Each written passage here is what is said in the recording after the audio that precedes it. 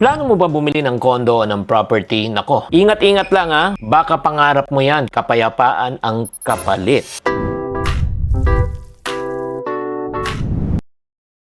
Hi there, this is Shinkitan, your pambansang wealth coach. May tatanungin ako sa medyo mahapdi. Handa ka na ba magkaroon ng sarili mong property kahit kapalit ang iyong peace of mind? Marami ngayon ang gustong kumuha ng mga property, ng mga condo. Wala namang masama doon. Pero paano malaman na ang pangarap talaga ay hindi lang magiging pressure? Anong mga signs? Number 1, gusto mo ng condo dahil lahat ng kaibigan mo ay meron na. Feeling mo yung condo ay parang status of success. Number 3, niisip mo na maganda yung unit niya. Naku, pwede akong kumita kasi meron akong pwedeng paupahan. Maganda po yan. Pero bago ka bumili ng kondo, hindi lang kondo ang binibili mo. Kailangan mo talaga malaman ang tamang strategy bago ka bumili. So in this video, we're going to talk about the top 5 buying strategies before you buy your own condo or property. Alam ko minsan mga kaipunaryo na hindi lang pera ang dahilan kung gusto mo ng kondo. Minsan gusto mo ng syempre sariling matirhan. Gusto mo ng space. Gusto mo ng buhay na hindi araw-araw na pagod. Gusto mo mapatunayan sarili mo na may narating ka na, or gusto mo talaga ng peace of mind. There's nothing wrong with that. Pero tatandaan mo, hindi lahat ng pangarap ay dapat madaliin. Very important, napakabilis mag-down payment, pero napakahirap magbayad ng monthly. Number 1, when you go to property investment, ang unang kailangan mo tanungin mo sarili mo, clarify your purpose. That's the first thing that you need to learn. Titirhan mo ba to o investment? Kasi parati ang tingin ng tao, ang property ay isang investment. Not really absolutely true. Ang ibig sabihin po kasi ng investment is something that is purchased with an intent to profit or retail at a higher price. Kaya tatanungin mo sarili mo, yung bahay na binili mo, yung condo binili mo, ay titirhan mo ba o hindi? Pag titirhan mo, sad to say, it's not an investment. Hindi ang kikita. Hindi yan magbibigay ng ROI. Pero kung let's say, papaupahan mo siya o ibibenta mo in the near future, that's called an investment. Kaya nga very important that you need to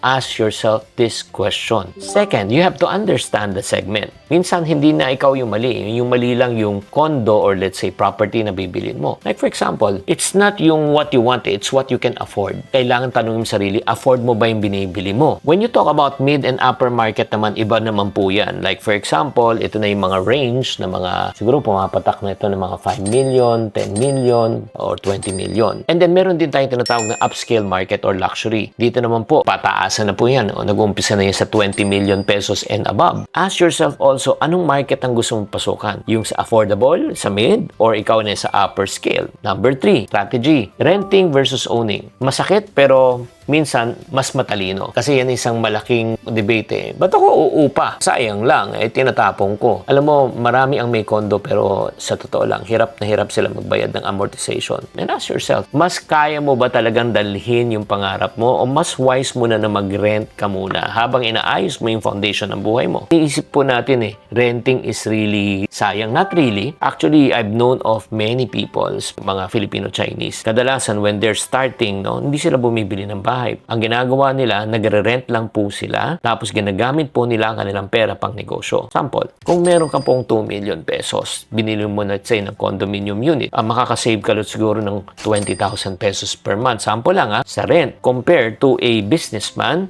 ang gagawin po, magninegosyo, tapos magre-rent ng 20,000 pesos. So, itong nakabili ng condominium unit, nakakasave ng 240,000 a year. Pero ito naman, nagbabayad ng 240,000 a year. Tapon siya. Pero, yung 2 million naman niya, kumikita ng 50% every single year. So, kumikita ng 1 million, bayaran niya ng 240, may kita pa siyang 760. In 3 years time, meron na siyang 2 million.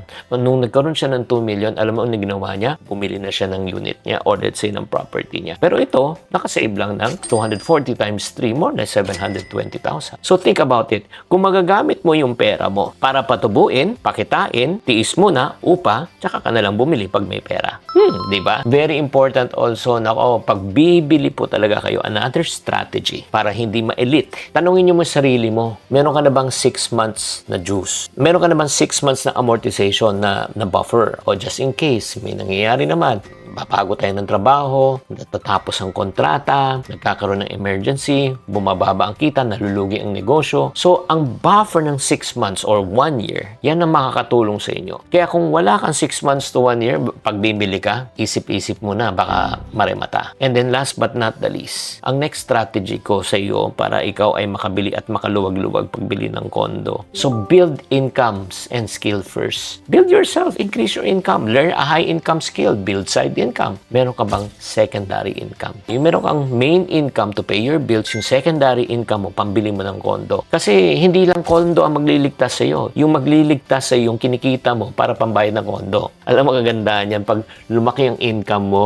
yung stress mo, liliit, takot mo, mawawala. At the same time, mas bibilis ang pagbayad mo. Hindi bawal na mangarap, hindi masama ng bumili ng property at ang kondo. Pero ang tunay na success, di ba? Tatanungin mo muna ulit itong 5 questions, itong strategies natin. Number 1, ano ba? Titirhan mo ba yan o papaupahan mo? Number 2, nasa ang economic level ka ba? Sa upper, mid, or sa lower? Ikaw ba? Okay ba sa iyo right now na mag-rent? Or let's say, probably bumili. Number 4, may cash buffer ka na ba? May 6 months to 1 year. Or number 5, may fallback ka ba? Just in case. Sana naman may natutunan po kayo sa episode na ito. At kung anong natutunan nyo, please type it in the comment section. Kung nagustuhan nyo itong episode na ito, i-like nyo at mag-subscribe kayo sa channel na ito. Tatandaan, tamang karunungan, tamang disiplina po ang susi sa pagyaman. Chinky Tan, with over 6 million Facebook followers, 2.8 million YouTube subscribers, and 2.4 million TikTok fans, is now all out to share with you the most practical, simplest path to lasting wealth.